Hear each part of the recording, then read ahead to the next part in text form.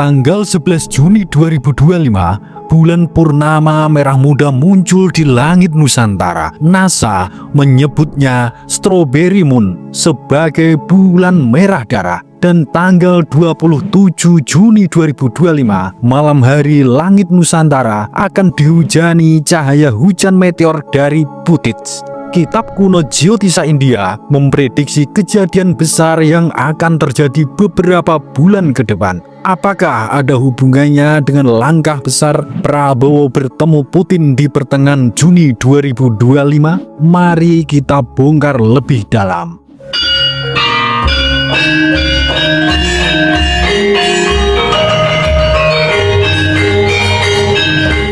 Assalamualaikum warahmatullahi wabarakatuh. Salam waras-waras wae.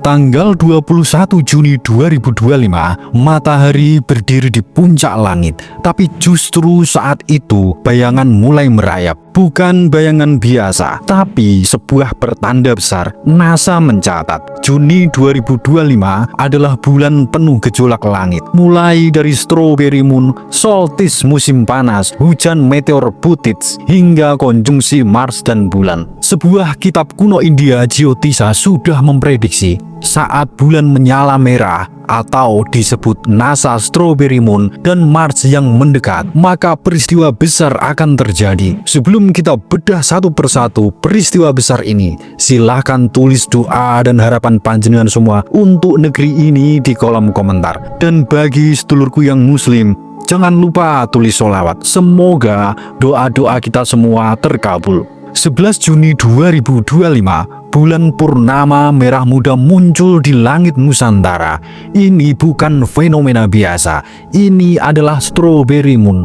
NASA menyebut ini fase unik yang memancarkan frekuensi magnetik tinggi. Kitab Jyotisa menyebutnya sebagai candra dosa, waktu ketika emosi manusia meningkat, konflik batin naik, dan rahasia-rahasia yang mulai terkuak. Di momen ini banyak kejadian tak masuk akal terjadi. Cuaca mendadak berubah, gangguan emosional meningkat, dan beberapa tokoh politik mulai menghilang dari radar publik. Lalu, tanggal 21 Juni 2025, solstice musim panas. Di belahan bumi utara, matahari mencapai posisi tertingginya. Tapi di langit Nusantara, energi justru turun drastis. Kitab Jyotisa menuliskan, solstice adalah gerbang antara terang dan gelap. Saat itu terjadi, dominasi kekuatan yang lama akan mulai berkurang dan mulai perlahan-lahan ditinggalkan, dan yang baru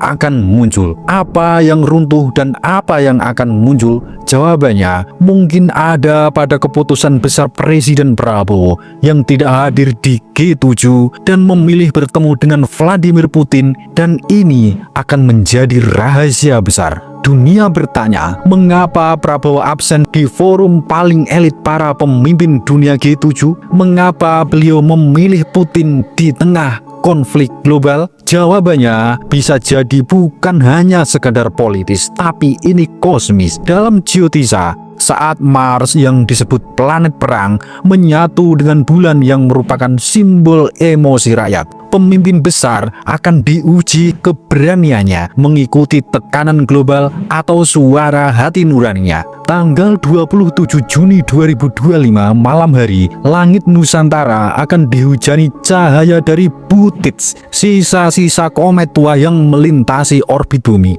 NASA menyebut ini hujan meteor dengan jalur paling misterius, kadang deras, kadang diam, tidak bisa ditebak. Jyotisa menyebutnya sebagai karma pala, saat perbuatan masa lalu jatuh kembali ke bumi sebagai dampak. Dan itu pula yang akan terjadi di Indonesia. Kasus lama akan diungkit lagi, rekonsiliasi dibuka, aliansi lama pecah, dan pertanyaan lama muncul kembali. Siapa sebenarnya yang mengatur arah negeri ini? Kemudian, tanggal 30 Juni 2025, Mars dan bulan hanya terpisah 1 derajat di langit malam. Mars adalah planet perang, bulan adalah pengendali emosi dan ketenangan. Ketika dua kekuatan ini bersatu, Jyotisa mencatat, ini masa ketika pemimpin yang sejati akan muncul, bukan dari kekuasaan, tapi dari keberanian menahan diri, menahan hawa nafsu. Apakah Prabowo sedang masuk ke fase ini? Atau ada sosok lain dari Indonesia yang diam-diam sedang dipersiapkan semesta? Tak hanya langit, tanah Indonesia mulai bergejolak. BMKG mencatat peningkatan aktivitas gempa di selatan Jawa sejak 13 Juni 2025. Gunung Semeru,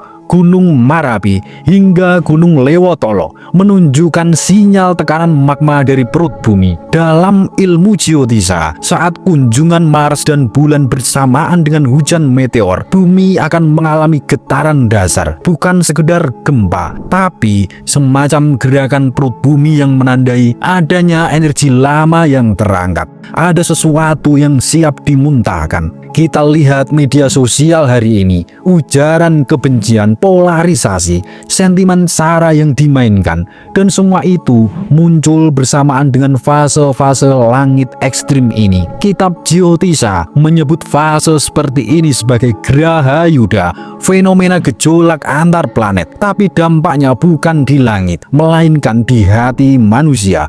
Kalau tidak hati-hati, bangsa ini diadu domba dari dalam menuju perpecahan. Namun, di balik semua kekacauan itu, ada getaran harapan. Getaran rakyat kecil mulai bangkit. Petani kembali pada pertanian organik. Anak muda mulai mendalami warisan leluhur. Komunitas lokal mulai membaca langit dan menanam sesuai dengan petunjuk alam. Banyak Gen Z mulai belajar AI dan kecerdasan buatan untuk mempermudah pekerjaan dan otomisasi. Kitab Jyotisa menyebut kebangkitan peradaban baru tidak akan dimulai dari kota besar, tapi dari desa, dari gunung, dan dari laut. Dan itulah yang akan terjadi di Indonesia. NASA menyebut Indonesia sebagai bagian dari cincin api Pasifik, pusat tekanan tektonik bumi. Tapi kitab Jyotisa punya istilah lain, namanya Nabistala, yang berarti titik pusar bumi, yang artinya Nusantara bukan cuma jalur gempa, tapi titik energi dunia, tempat semua kekuatan konvergen.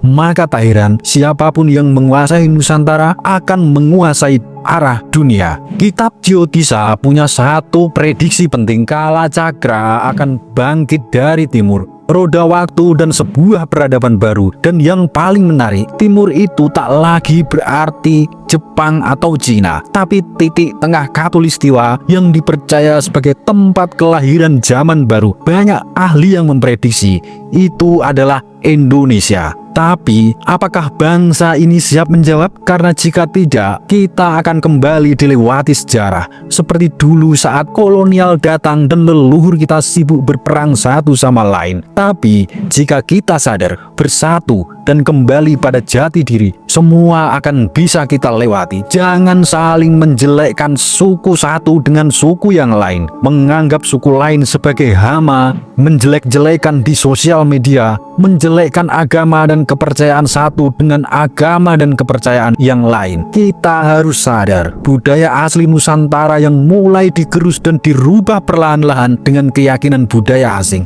Waspada gelombang hitam adu domba di sosial media, narasi kebencian yang terstruktur dan masif. Kita bukan bangsa monyet yang harus tunduk dan patuh pada kekuatan dan ekspansi asing. Narasi yang menganggap budaya kita syirik dan musyrik. Bulan, matahari, meteor, dan fenomena-fenomena alam sudah memberi tanda. Mereka adalah bahasa semesta, bahasa yang dulu dibaca para leluhur kita, bahasa yang kini mulai kita lupakan. Tapi saat semua berkumpul di Juni 2025, Indonesia, waktumu telah tiba. Dari Sabang sampai Merauke, bersatulah kita dalam Bhinneka Tunggal Ika. Meski berbeda, kita adalah satu.